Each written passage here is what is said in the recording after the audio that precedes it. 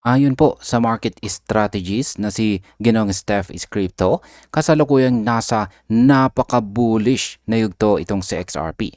Matapos po ang ilang linggong matinding volatility, unti-unti na raw siyang ginagawang matibay na pundasyon ang dati po nitong bull market peak. Ibig sabihin, may nangyaring malalim na structural shift na posible pong magpabago sa pananaw ng mga traders at investors sa lakas na XRP ngayong papasok na po tayo sa huling bahagi ng taong ito or ngayong taong 2025. Kaya yan po ang siyang ating pag-uusapan sa video na ito, pero bago po tayo magpatuloy ay pakibasa na lamang po muna ang disclaimer dito po sa ibaba ng ating screen. Yan, ano nga ba ang ipinapakita ng structural shift na ito? Sabi po rito ay a silent shift is happening on XRP's charts, one that could redefine how traders view the asset's strength heading into the final months of 2025. After weeks of volatility, XRP appears to be turning a former bull market peak into a solid foundation. Ayan, ito po yung actual na tweet rito ni Steph is Crypto at ito po yung chart na kanyang ibinahagi rito. Ayan, dito po sa chart ni XRP ay may nagaganap na tahimik pero makapangyarihang pagbabago. Matapos po ang mga linggong puno ng galaw, nakikita ngayon ang dating peak or tuktok noong bull market kung saan ay nagiging matatag na support zone. Ang ganito pong senyales ay bihira po sa crypto market at madalas po itong nauuwi sa malakas na rally. Ang market impact po nito ay kapag patuloy po itong nangyari, maaaring makita natin ang panibagong wave ng buying pressure na pwedeng magtulak sa presyo lampas po sa $3 sa susunod na quarter. Ano naman po ang sinasabi ng mga analyst tungkol sa pagbabagong ito? Yan, ang sabi po rito ay the structural change confirmed by both price action and market sentiment is sparking renewed optimism among analysts and long-term investors alike. Ayan, balikan po natin yung chart ni Steph is Crypto at ang pagbabagong ito ay nakumpirma po sa price action at saka sa market sentiment. Maraming analysts at saka long-term investors ang muling nagiging positibo ang kanilang pananaw dito kay XRP. Para po sa kanila, ang kasalukuyang galaw ay hindi lamang po simpleng rebound kundi simula ng panibagong bullish cycle. Kaya ang market impact po nito ay ang positibong pananaw ng mga analyst ay kadalasang nagiging trigger ng FOMO or fear of missing out. Kaya maaari pong tumaas palalo ang daily volume ni XRP. Sunod na tanong ay ano naman ang sinasabi ni Steph is Crypto tungkol sa kasalukuyang galaw. Yan, sabi po rito, according to Steph is Crypto, respected market strategist XRP has reached a technically significant point in its market cycle. In his latest post on X, Steph shared a weekly XRP USD chart showing that the 2021 all-time high of $1.96 has now flipped into new support and $2.35 in 2025. Ayan, ayon po kay Steph is Crypto, umabot na sa XRP sa isang napakahalagang yugto sa kanyang market cycle. Sa kanyang post po dito sa X, yan, balikan po natin ang kanyang chart na ibinahagi rito.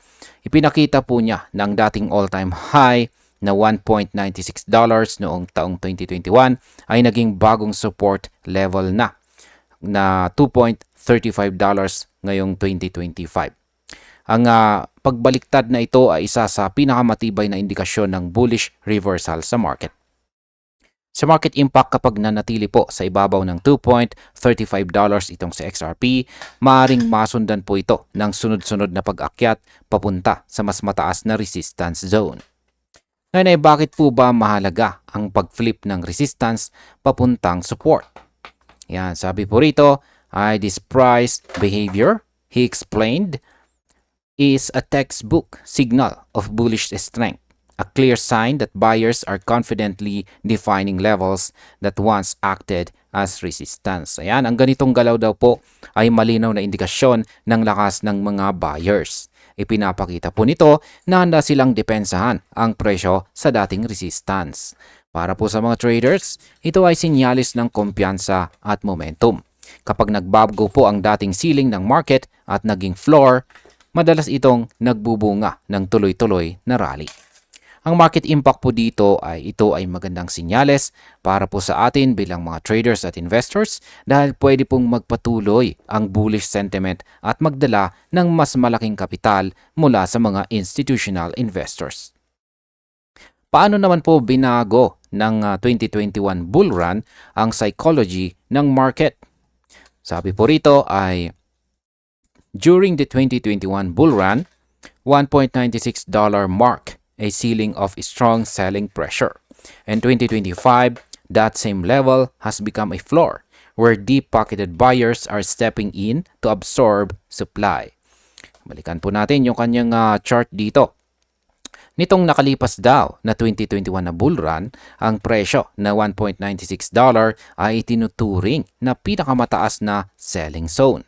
Ngunit ngayong taong 2025, ito na mismo ang pinagtitibayan ng mga malalaking investors bilang support. Ibig sabihin, dati itong pader na nagpapahinto sa pag-akyat pero ngayon ay ito na ang sahig na pinanghahawakan ng mga buyers.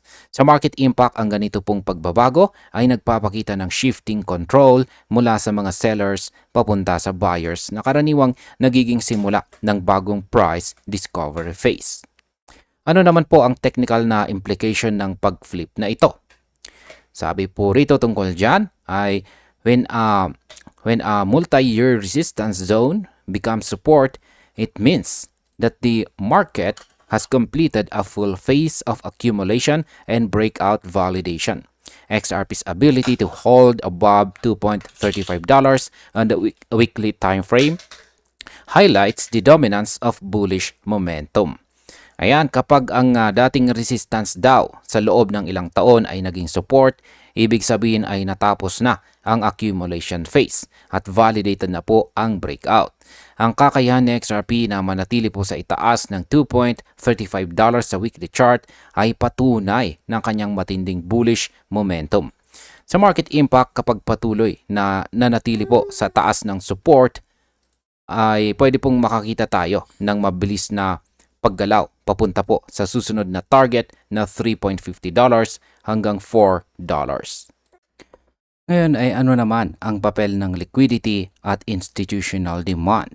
Yan. Sabi po rito ay Steph emphasized that the setup is not random. It's the result of liquidity dynamics and renewed institutional interest. The $2.35 zone is where previous sellers have been replaced by committed long-term holders. Yan, ayon po kay Ginong Steph, hindi raw basta-basta ang ganitong pattern dahil resulta daw po ito ng liquidity dynamics at ng bagong interes ng mga institution. Ang mga dating nagbibenta ay napalitan na ngayon at napalitan po ito ng mga matatag na long-term holders na ayaw agad magbenta. Ibig pong sabihin, lumalakas po ang pundasyon ng XRP habang dumarami ang mga hodlers. Sa market impact, kapag dumarami ang mga long-term holders, bumababa po ang supply sa mga exchanges at nagre-resulta ito sa presyo na mas madalas tumaas kaysa bumaba. Ang sunod na tanong ay ano po ang mga fundamental factors na nagpapalakas kay XRP? At ang sabi po rito tungkol dyan ay beyond technicals, XRP's bullish tone is supported by improving fundamentals. Ripple's ongoing global partnerships, expansion of its on-demand liquidity or ODL network, and strategic acquisitions have further strengthened its market position. Yan, hindi lamang daw po technical, kundi pati fundamentals ng XRP ay matibay. Patuloy po ang global partnerships ni Ripple, pati ang pagpapalawak ng on-demand liquidity network nito. Ang mga strategic acquisitions ng kumpanya ay nagbibigay po ng mas malakas na position sa market. Dahil dito, nakikita ng mga investors na mas may katatagan sa XRP kumpara sa ibang mga altcoins. Sa market impact, ang lumalawak po na paggamit ng ODL at partnerships ay posibleng magdala ng mas maraming institutional capital sa ecosystem ni XRP. Paano naman po tumutulong ang Bitcoin dominance sa altcoins? Sabi rito, additionally, Bitcoin's steady dominance has provided favorable conditions for altcoins, with XRP emerging as one of the top beneficiaries of renewed institutional inflows. Yan. Ang patuloy na po na katatagan ni Bitcoin ay nakakatulong din sa mga altcoins tulad ng XRP. Sa tuwing humihina po ang volatility ni Bitcoin, mas nagiging aktibo ang mga traders sa ibang coins. Isa po si XRP sa mga nakikinabang dito, lalo na ngayong maraming institutional inflows na muling pumapasok sa crypto market. Sa market impact, kapag patuloy po ang pagdaloy ng kapital sa malalaking investors, yan, mula po sa mga malalaking investors, ay tatas din ang posibilidad ng long-term growth ng XRP. Ngayon ay ano naman ang susunod na kailangang bantayan sa presyo ni XRP? Sabi po rito ay for XRP to maintain its bullish structure, defending the $2.35 level is crucial. A successful hold would validate the support flip and open a pathway toward higher resistance zones, potentially between $3.50 and $4 in the medium term. Yan, balikan po natin yung chart dito ni Steph is Crypto. Para daw po mapanatili ang bullish structure, kailangan ni XRP na ipagtanggol ang $2.35 na support level. Kapag matagumpay po itong mag-hold at hindi po mabasag, mas mapapatunayan po ang support flip at bubukas ang daan papunta sa resistance na $3.50 hanggang $4. Ngunit kapag bumagsak po ito sa ibaba, pwedeng magkaroon ng maikling pullback bago po muling tumaas. Sa market impact, ang level po na $2.35 ay magiging major psychological zone. At kung magtagumpay po si XRP dito, malaki ang posibilidad ng panibagong all-time high bago matapos ang taon. At bilang panghuli, ang aking opinion naman tungkol dito ay sa lahat ng mga senyales na nakita natin or nakikita po natin ngayon, malinaw na nasa napakalakas na position sa XRP ngayon. Ang kombinasyon po ng solid technical setup, institutional demand at positibong fundamentals ay bumubuo po ng malalim na kumpiyansa sa market. Kapag magpapatuloy po ito, posible talaga ang isa na namang explosive rally.